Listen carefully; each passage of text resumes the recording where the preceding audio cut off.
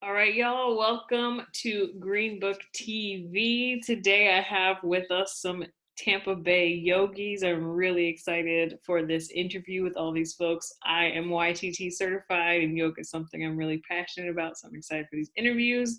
So before we get started, let's go ahead and have everyone introduce themselves. Don't forget to come off mute to do that.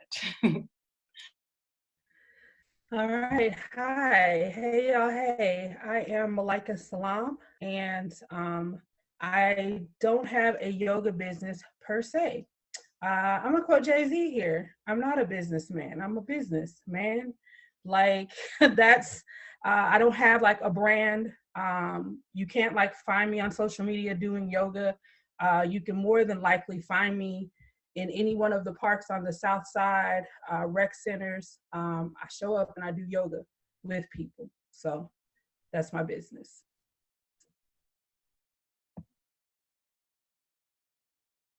Hey y'all, my name is Monica DeShane. My company name is Strength and Shanti. I'm a massage therapist in addition to being a yoga instructor. And I also host street art bike tours. So I'm a street art curator as well. So I have a few different things going on. You can find all of that on Instagram at Strength and Shanti. There's a couple of underscores in there. But yeah, I would love to be connected with you.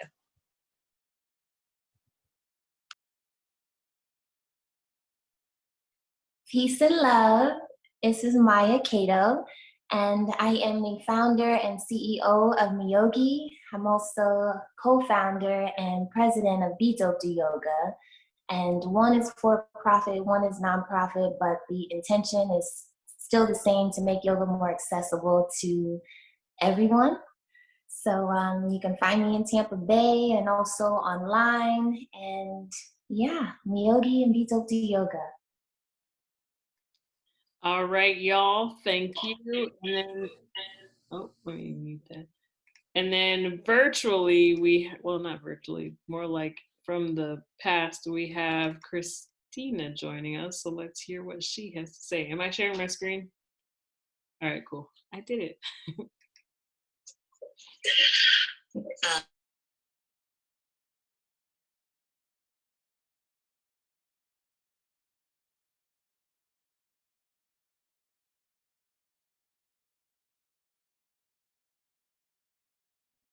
There's no sound there, Hillary.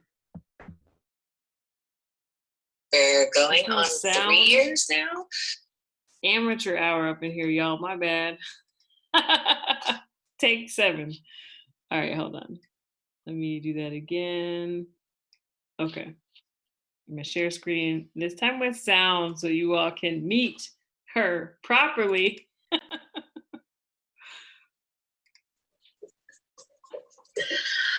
I'm Christina. I am a yoga teacher here in St. Pete at the Body Electric Yoga Company.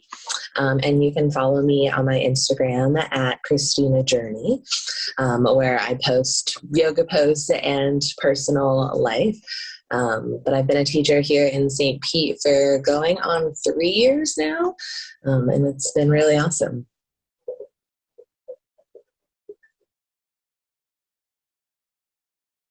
All right, my bad with that one.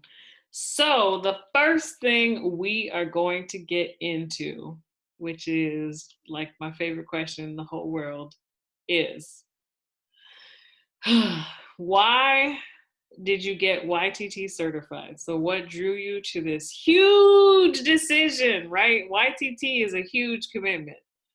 And what was your YTT? Sorry, YTT is yoga. What does it even stand for? Yoga training. What is the T? Yoga teacher training. Yoga teacher training. Thank you. I'm like YTT. Yoga teacher training. Huge commitment. Huge thing to step into. Why did you decide to get certified? And what was your yoga teacher training like?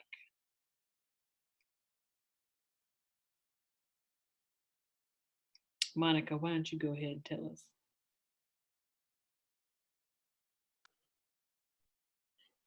So I decided, you can hear me, yeah?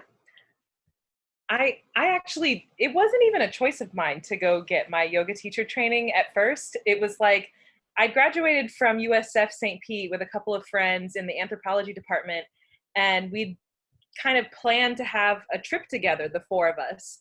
And it took us like 2 years to really like save the money and to be able to take an extensive trip. But we did this whole backpacking trip through Europe. And then, but before the backpacking trip, we went to India, and they like convinced me to go to this yoga school and live in an ashram for a couple of months and become a yoga teacher. And I got to be honest with you, Hillary, it was not in the books for me. Like, it was not something that I had planned on. It's not something that I ever wanted to sign up for. I didn't really care for yoga like that. And then I went there and I was like suffering in India. It was hotter than Hades. And I just didn't expect to really fall in love with it. But the truth is that I don't know about your YTT, but my YTT was like a self-help course. Like every single day, we were doing things. I mean, we were talking about yoga philosophy and anatomy and physiology, but we were really just digging deep into ourselves. And so, I mean, I'm like crying every day, you know, it was a whole thing, right? But it was something that I can't tell you, like when I started practicing yoga, and it made me realize that there's so much more to this world than I was experiencing. It was something that I felt like I was drawn to and that I couldn't get out of. I'm like, oh, sign me up. I don't know what this is, but I got to explore things. I'm like crying while I'm laying down in a yoga pose. Let me figure out why. So, anyway, long story short, I went to yoga school in India, in Rishikesh, India, which is supposedly the birthplace of yoga. There's like some debate about that, but, I lived in an ashram out there with a couple of friends, and it was an experience that I wish that I could do all over again sometime, because I tell you, being away from everybody and away from everything for like 2 months really forced me to face the things that I didn't want to face while I was living here. Because while you're in the States, it's like I was so busy and making all these excuses and making all these plans and doing all these really cool things, right? Like going to shows and meeting awesome people, networking, whatever. But I wasn't really facing my fears, my doubts, you know, all these things within me. I feel like everybody's a mess inside, right? And, you know, you got to like unpack things and clean up things. And I was repressing things. And then finally I went to India and I was forced to like empty my garbage, you know? So it wasn't a pretty experience, but it was a really deep one. And yeah, and it was, I mean, like I said, my only regret is that I didn't stay longer and do the 500 hour. I just did the 200. So anyway, that was my experience. Thank you for asking. Oh, that's amazing. Thank you. Thank you for sharing that. Next. Maya, what about you? Yeah, I wasn't sure for like popcorning or okay, but yeah. So question was why I get certified. When I started practicing yoga, I was in college, and you know, in college, you're like trying to figure things out. What is life? Who am I? Asking those questions of like, okay, once I graduate, what am I going to do? And I remember when I first started, my mother, she had just got diagnosed with breast cancer. And in my family, like high diabetes, like high blood pressure, diabetes, high cholesterol, that's pretty common.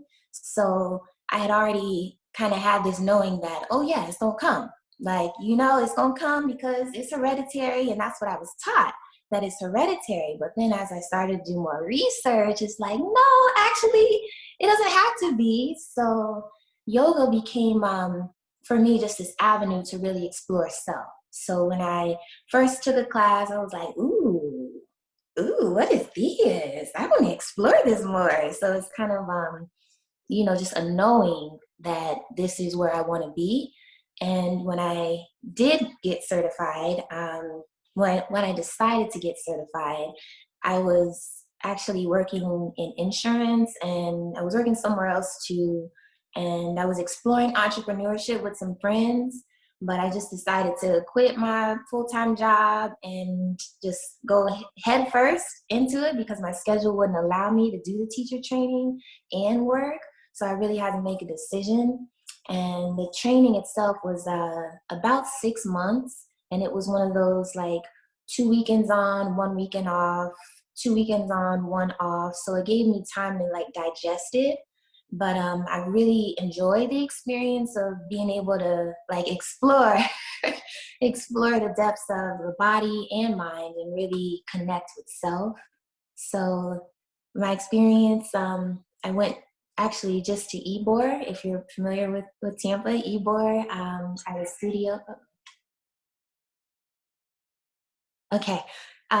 Yeah, I got certified right here in Tampa, and that was in 2016. And right after I got certified, I graduated from college with a business management degree. So then it just kind of like, okay, puzzle piece. Like, I love this. I want to share this with the world. I know a little bit about business and marketing. Okay, let's bring it together. And then, yeah, we started business.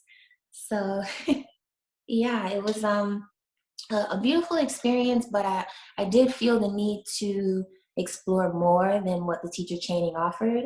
And that's just with anything, right? With yoga, we're like, okay, this is the entry, but it's a lifestyle. So you're gonna keep these books. You're gonna read these books every day. You're gonna keep learning about self. And it at first it was very personal. I was like, I don't want to share this with anyone. This is for me. But everyone kept just asking, like, man, they saw this transformation within me, and I felt it a little bit, but when others saw it, it was like, oh, okay. And then to answer that call of like, will you show me? Will you teach me? And just putting the fear aside to say, yes, I can do this. I can share this. I can share some breathing techniques.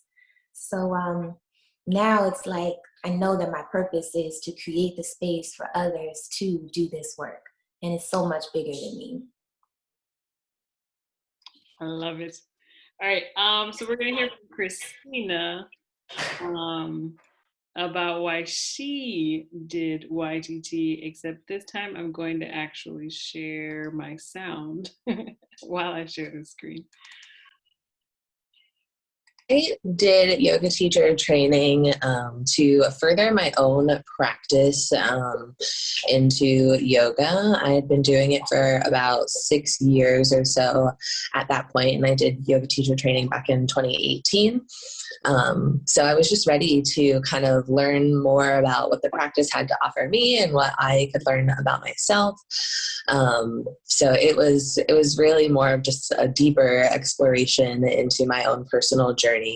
And it ended up with me teaching. I had no intentions of really teaching when I started, but just like when you say yes, the universe kind of keeps pushing you in the direction that it wants you to go. But my YTT was done at the Body Electric, and there were 13 other women in the space with me. And it was the most magical spiritual experience I think I've had thus far in my life. It was extremely healing being able to connect and listen to all of these women and to be able to share our most vulnerable parts of ourselves and be held and seen by each other in that container of our YTT. So it was quite a magical experience to have that. And I was the only woman of color in my training, but for most of my life, it's been kind of like that. So it didn't feel, I didn't feel out of place, and the women were amazing. So I felt right at home with all of them. All right. Malaika, what about you? So I got YTT certified really because at the time that I first started thinking about certification about 7 or 8 years ago, I was living in Memphis, and there weren't a lot of Black women or other BIPOC women, period, who were teaching. And that seemed very odd to me. And it seemed very odd to go to classes for something that I knew like I didn't know then like I know now, but I knew was an indigenous practice, but I wasn't seeing it connected to indigenous people. And so I was like, okay, how do we change that? And so it was like, well, you go and you do the thing. Like, you don't wait for somebody else to do it, like you go and do it. So I started a yoga initiative in Memphis, and then a couple of years later, I moved to Tampa, and I didn't really have community here, so I didn't really know how to like go about doing the same thing and making the same connections here. And actually, it was on Instagram. First, I found Be Dope Do Yoga, and then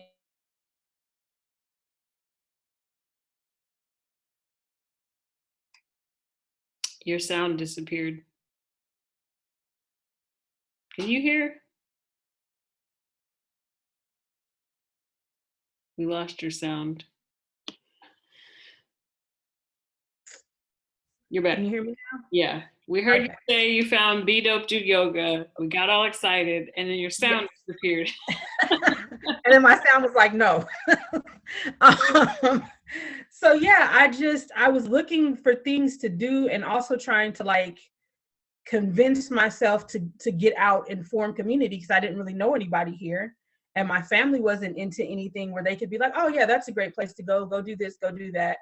And it took probably another couple of years, and then I convinced my daughter, my youngest, to go with me over to Bradenton to do trap yoga, because like she and her friend would be at the house doing yoga, listening to trap music, and I was like, let me find out y'all done created a trap yoga. Like, I don't think that's a thing. These two things, because as an adult, I was just like, these two things don't go together. You're supposed to listen to this type of music, and you're supposed to be like meditative, and like y'all in here listening to Gucci Mane. And I'm fairly sure Trap yoga's the best.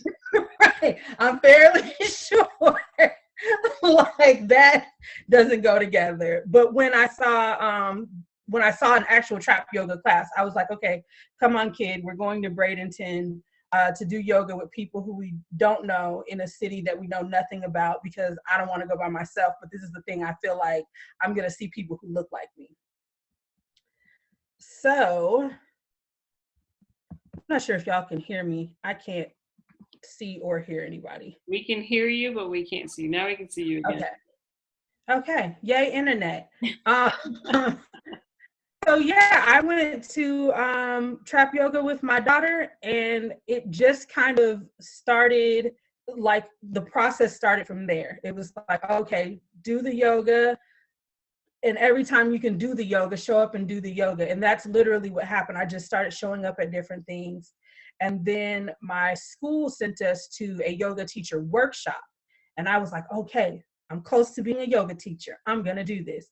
And then Maya was like running the yoga workshop with Clayton and Gillian and some other people from Urban Yoga Foundation.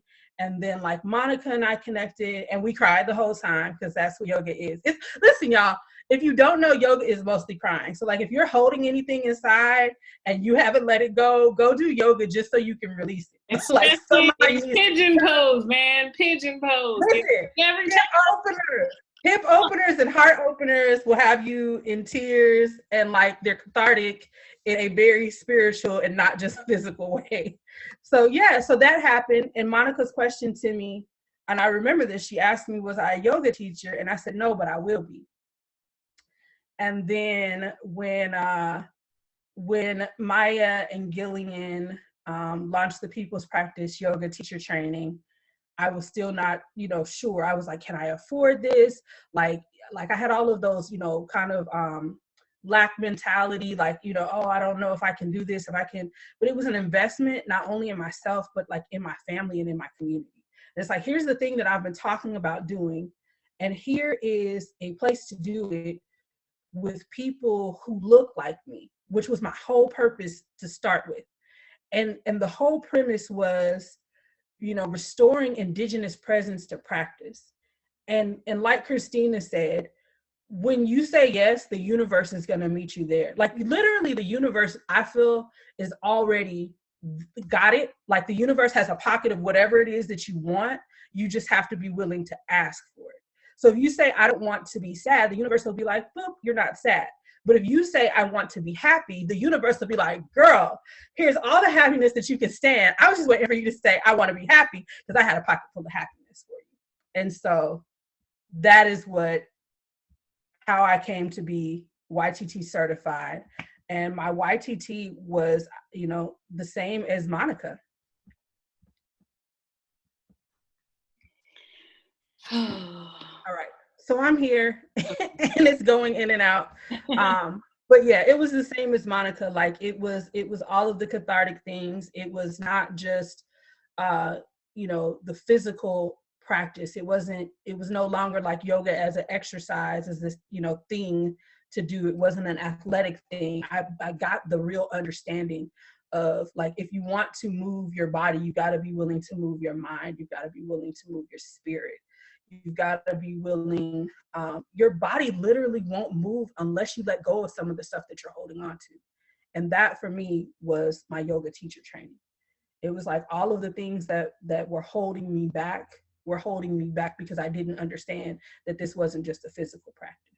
And once I got in there and we were there every week and we were discussing these things and we were, discussing traumas and, how to do trauma-informed care, like I had to deal with my own thing before I could do anything for anybody else. And so for me, that was what yoga teacher training was. It wasn't like just to be like, oh, I'm certified now, I can go teach yoga. It was so that I could get that understanding. Ooh, got me all emotional with that one. All right. That was beautiful, ladies. Love it, love it, love it, love it. Oh, all right. Yes. My cheeks are hurting really badly. All right. I need to stop smiling. So my next question to you is, what does representation in yoga mean to you? And with this one, we're going to start with Maya.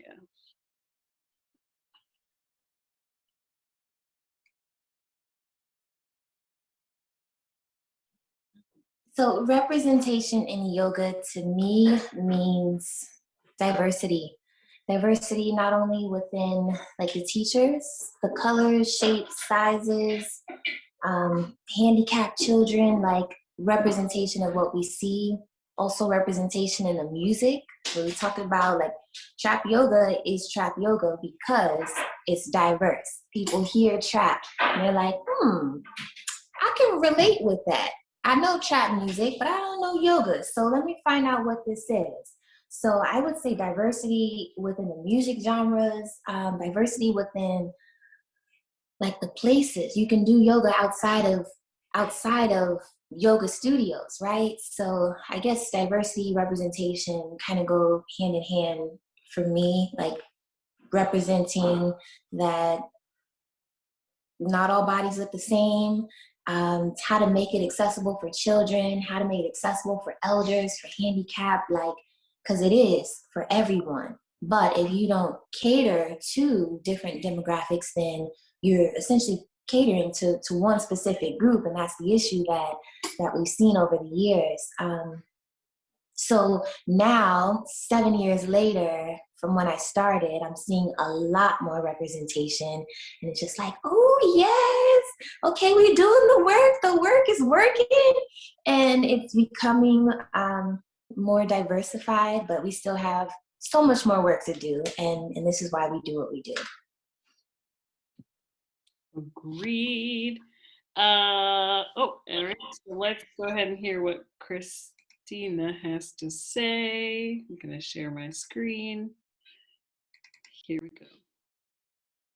So representation in yoga means to me, having other instructors or people in the room who look like you or somebody that you feel like you can relate and connect to, and who you feel like represents a little bit of you. Like we all talk about, sorry, my dog is, we all talk about in yoga kind of like us being mirrors to each other.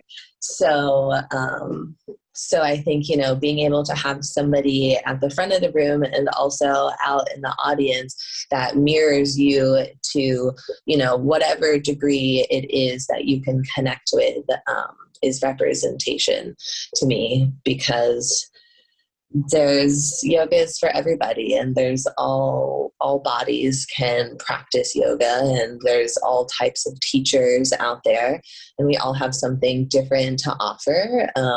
So being able to represent all of those things and having spaces in order to be able to share our crafts is what representation in yoga means to me. All right.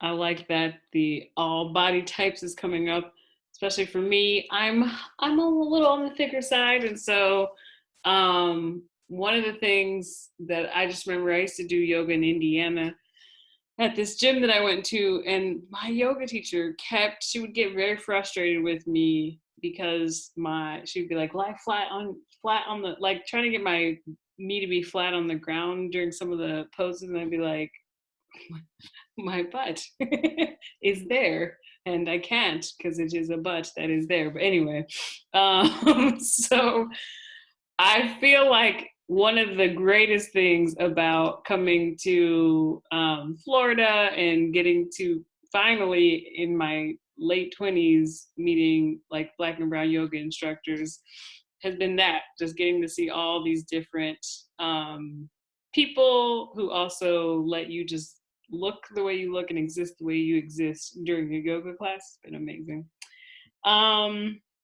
So Malaika, what about you? So I was listening to what Maya was saying, and like I said, that was, my initial desire, drive for, becoming YTT certified was representation. And even more than what we look at with race, like there are some obvious physical markers, right? So race, size, gender, like those are things that you can see like off top. So if you're in a class and you're looking at the person in front of you, it's like, okay, well, this person doesn't look like me. Hillary, like you, I'm thick.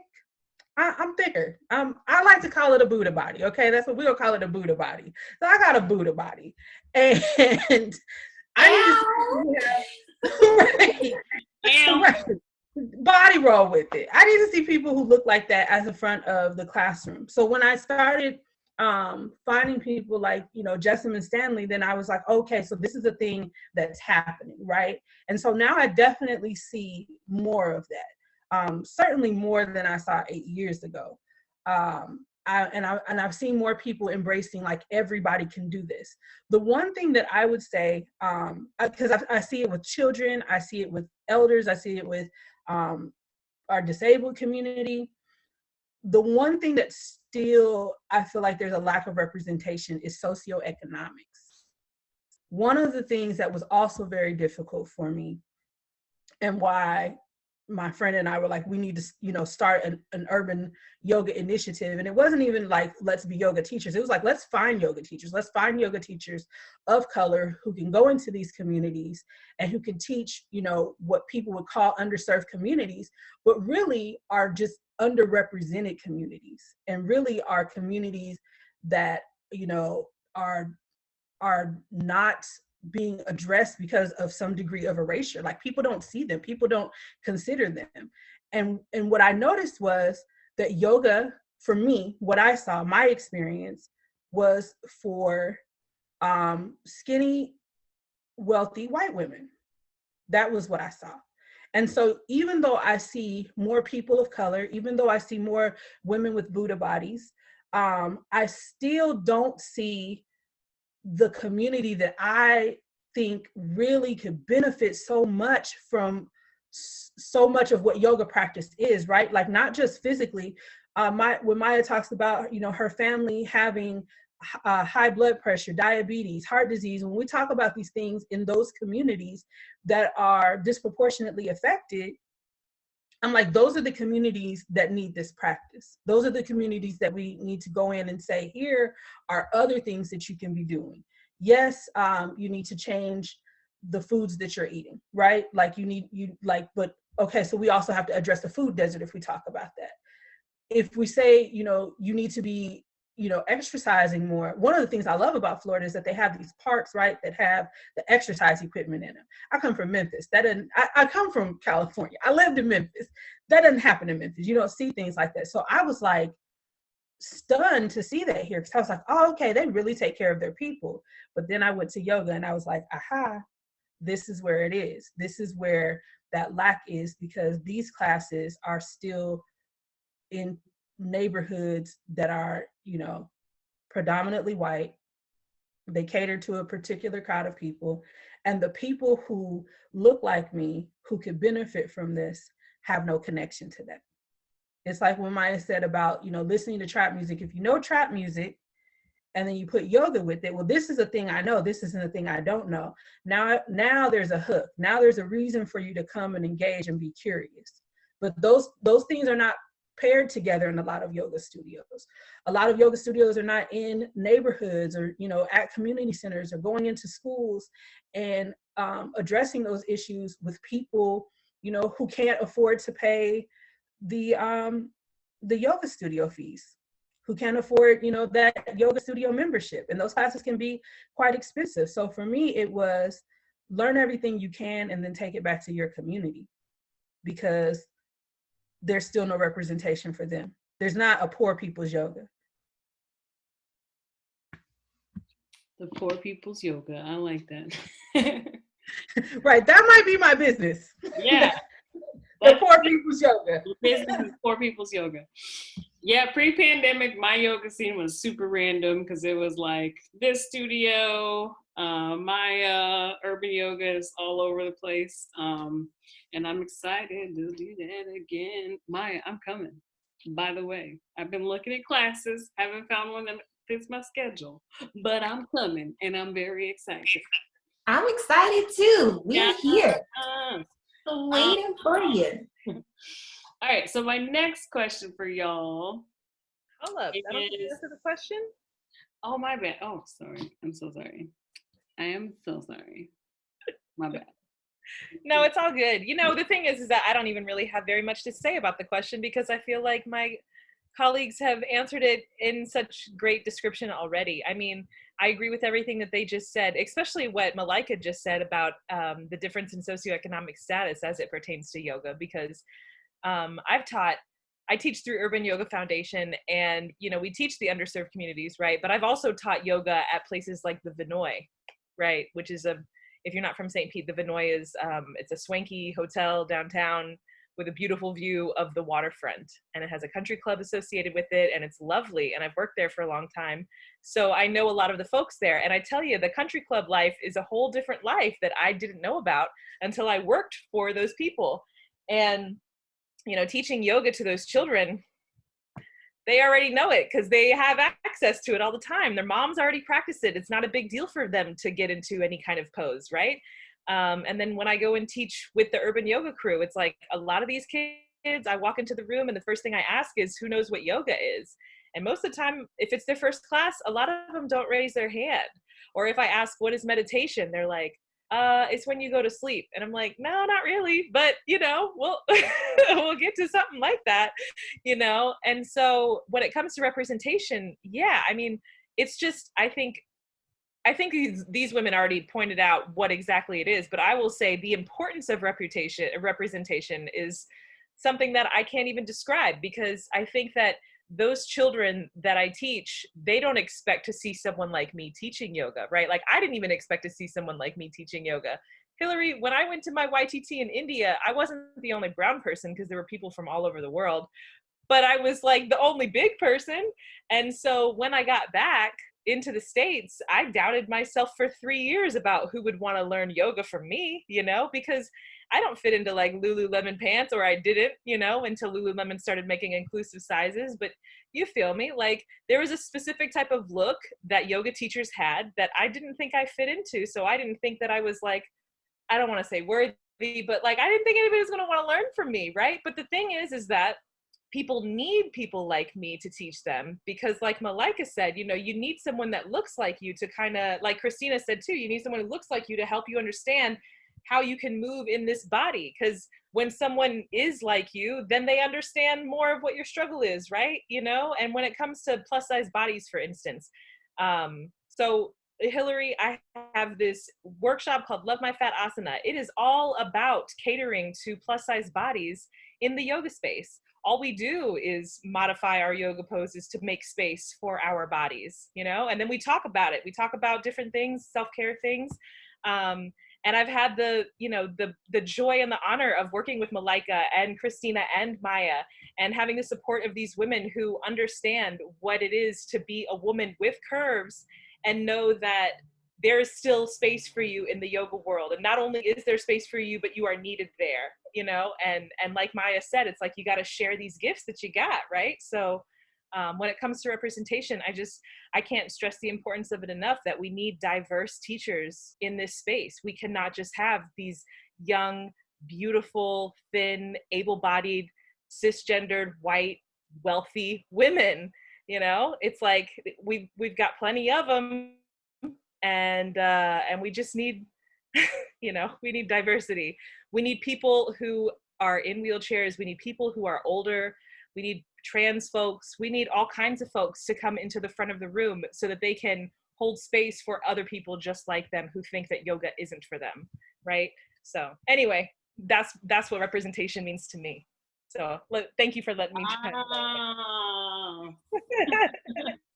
Okay, my bad, but yes. I love all of this. Yes, I love this. I love this so much. Okay. When I also did a group interview with Black podcasters, and the whole time I was having like a total nerd attack like I am right now. I love this so much. All right. So my next question for you is, do you have any experiences with racism in yoga? And I'm going to start with Christina, so give me a moment to share my screen.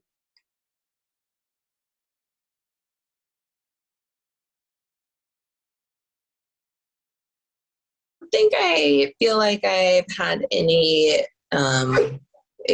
like racist experiences, like straight up hate towards me.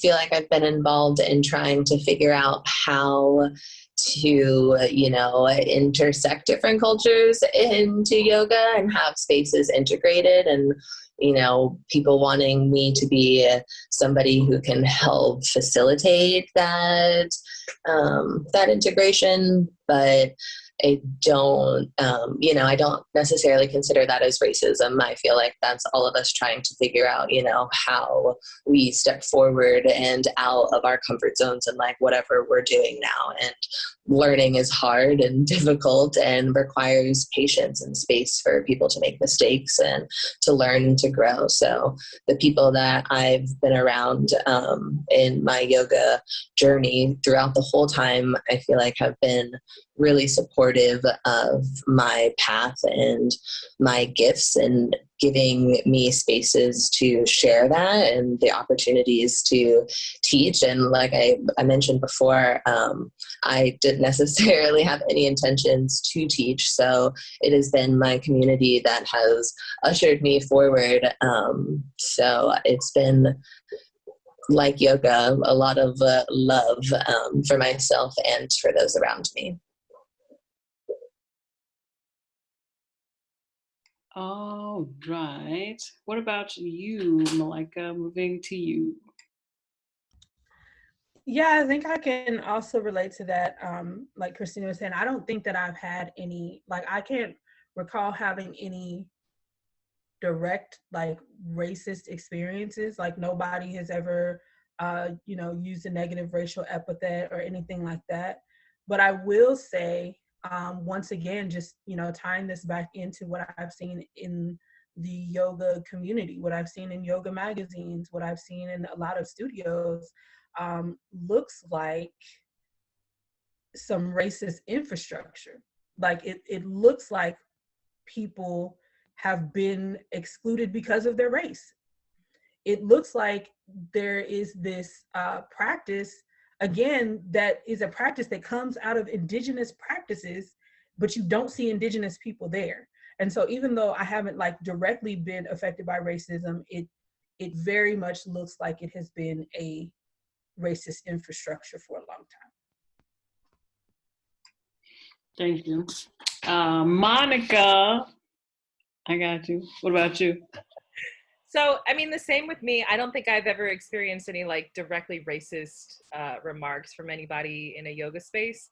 I feel like I've been fat shamed more than experienced racist stuff. Like when I say that I'm the yoga teacher, now it seems, I guess, more common to have big bodied yoga teachers. But in the beginning, I'd get remarks like, oh, you're teaching yoga? Like they're just surprised to see someone bigger than them teaching them the practice. So I think that I've experienced way more of that than like racism.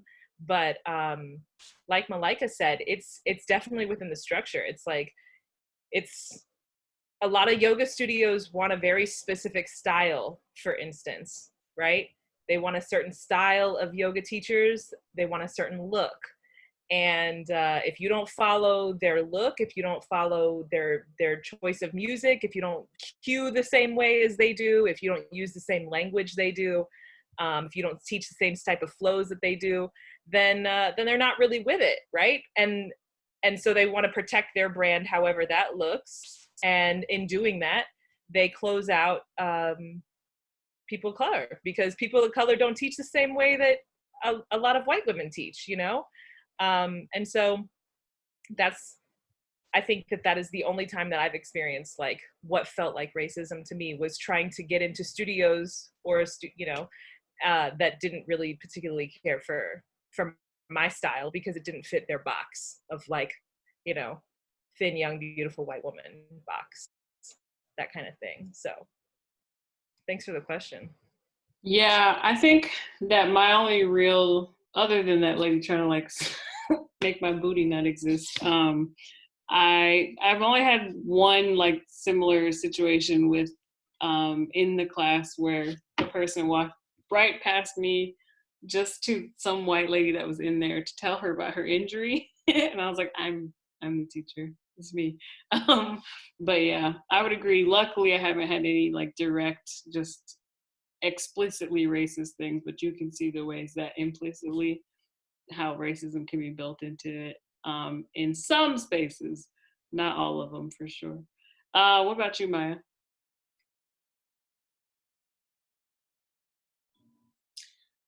Yeah, so what Malaika said, definitely in the structure. I can't say that I have a specific instance where I felt racism, but definitely in the structure. I mean, I worked at least 6 different studios, and I was always like that token. And it's like, I had to work through some identity issues even, because when you're in these spaces and you're like, oh, well, what do you want? Like, you want this music? You want this flow? So I'm going to other teachers' classes trying to, also find my voice and find my own flow. But it is important that you lead with authenticity. And that is yoga. Like, if we were to experience any sort of racism in the yoga industry directly, somebody would have lost their job. There would have been some sort of big issue. Well, I'll say if I would have experienced it, there would have been a big issue. But luckily, there has not been. So just to add to what Christina said, like there's been some outreach from some studios that want to figure out how to make their space more diverse, but it's just having those difficult conversations. And to what Malaika said earlier about the socioeconomical, like that's the big barrier. That's the big thing that, okay, let's talk about this. Let's talk about how we're going to put a sliding scale on some of these classes. Like, what are the some answers to the questions that we're finding of how to make spaces more diverse. Right. Yes. All right. Glad to hear I don't have to go fight anyone for anybody. All right. All right. We're good there. For real. Okay. I'm just saying. So my last question that I have for y'all is if people want to practice with you or just find you on the interwebs, or maybe you're just like incognito for a minute, that's okay. I'm still go to all of you and let you answer however you want to answer this. um, yeah, so just tell folks how they can practice with you or find you or get a hold of you. So Malaika, go ahead. I love how my colleagues looked at me. I know y'all were looking at me. I saw you. I saw your faces. I saw the reactions. I'm not making this up. They looked at me because the people cannot find me online, unfortunately. I One of the things that yoga teacher training did for me, ironically, because you spend some time figuring out like your voice, um, it showed me that online was not the place where I wanted to be the most present. And so I am not online. Like you can look me up, you can look up Malaika Salaam, and you will find my stuff where I left it like 6 months ago. Like I'm not, I'm not online. I don't plan on returning to being online. I am fortunate to be able to do things like the event that we have coming up Sunday, the community movement class for progress through partnership with Green Bench. Those are the type of things that I believe in. So if there are community events going on, that's where you'll find me. If there is anything going on with the people's practice, that's where you'll find me. You may find me again standing in a park on the south side of St. Pete, dressed in my whites, doing yoga. Like that's where you'll find me. And once I figure out, I think this conversation has been very helpful in me understanding even what the poor people's yoga practice is. Like I think that is where you will find me, because for me that's what yoga is. None of this is of any benefit to me if I can't give it away. So wherever I can find places to give this away to people who are underrepresented, that's where you'll find me. All right. I like it. I like it. And as soon as the Poor People's Yoga has social media, let me know. Monica, what about you? So you can find me on Instagram at Strength and Shanti, at strength, like, and then Shanti. So Shanti is a Sanskrit word. It means inner peace. Maya, don't be looking, sideways at me, girl. I don't have biceps. Don't get all impressed. I saw you get impressed. It's not it's not there. No, there's strength there, and that's why it's in your name. Yes, embrace that strength. Yes. It's here. It's here. It was here too. But it's a little bit there. It's a work in progress, boo. It's really in my legs. That's where it is. I don't have the upper body, but my lower body, ooh. So anyway, you can find me. So like Malaika, I like to offer yoga at parks on the South Side too. So right, we work with Urban Yoga Foundation, Mindful Movement, and we offer free yoga at the Sanderlin Center, which is on 22nd Avenue at South and 22nd Street. And we offer this free yoga class every Saturday at 11 a.m. And it's like, if you want to donate, you are welcome to donate. It'll go towards some good things, but it's not about that. What it's really about is just getting the community active with yoga, introducing people to yoga. Last class that we had, there was a bunch of new people there, and they all thought that it was like just nice to get outside and stretch their body. It's not a religious thing, right? Like I think some people are scared that it's like a culty thing. It's literally just trying to help other people elongate, right? And strengthen. That's really all it is. And so anyway, I teach at a couple of different studios. There's all that info is on my Instagram, but I do just want to stress the Sanderlin Center class on the South Side. So, I mean, it's like like I said, it's every Saturday. It's a free class, and we rotate instructors. So we're basically just people of color teaching people of color. I mean, that's really what it is. And then it's kind of the same thing with Be Dope Do Yoga, but I'll let I'll let Maya talk more about that. It's, you know, we're trying to get the people to do yoga. We're trying to get people together so that everybody understands, again, like how important representation is. If you have a person of color in the front of the room teaching other people, then, you know, it's nice to, I can't express how like powerful it feels to be in a room full of brown people all doing yoga together. And, you know, I didn't get to really experience that until I did yoga with Maya and Miyogi, because Maya, this genius over here, she's so good at bringing the people together. And here we are with all of these powerful bodies, all these powerful brown bodies in the room together, doing these strengthening poses, breathing together, exhaling the stresses out, you know, and like truly connecting. And so I could hype up Maya all day long. I'll just stop and let Maya talk about her stuff because, you know, that's my girl right there, y'all. All right, Maya, go ahead. Well, first, thank you so much for your kind words, Monica. And I can hype you up too. I can help hype up all of y'all because I know y'all. Like, and I know y'all in a way that, like, we're not talking about, oh, we just met last year, 2 years ago. Like, no, like, our souls are connected. And I truly feel that. It's family. It's family. It's been family. It's going to be family. Listen, I'm so proud of all of y'all.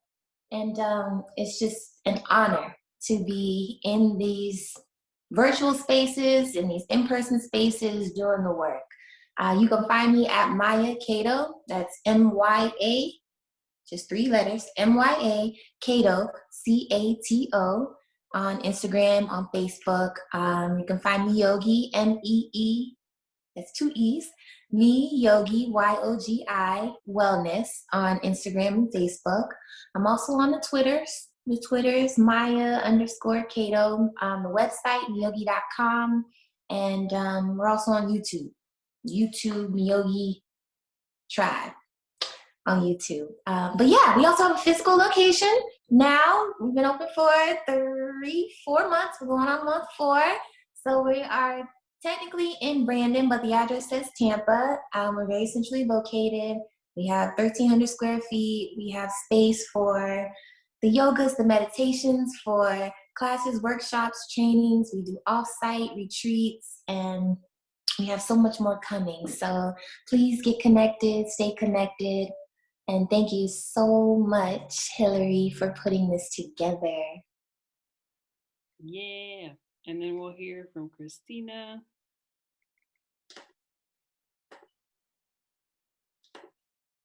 So you can find me and come practice with me at the Body Electric Studio, normally 4 times a week, Monday, Tuesday, Thursday, and Sunday.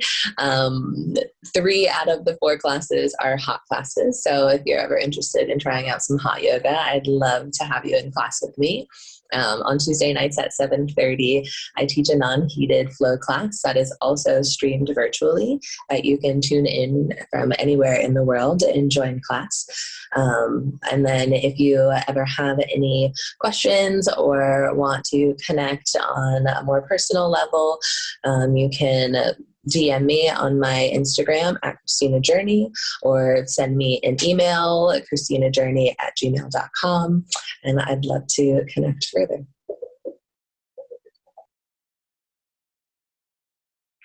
All right, y'all. Thank you again for being here. I totally loved and enjoyed this conversation, and have a glorious evening.